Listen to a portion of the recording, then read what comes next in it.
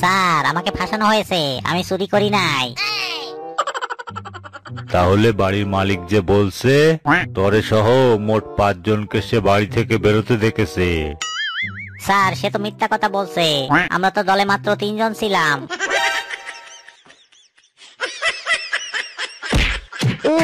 Sir সাইডে দেন, আর করুন না, আর করুন না। এ ক্লাসে ঢুকার সাথে সাথে মুলার গন্ধ। এই তোরা কে ছাড়ছিস, তাড়াতাড়ি বল। স্যার এটা আপনি কি কইলেন?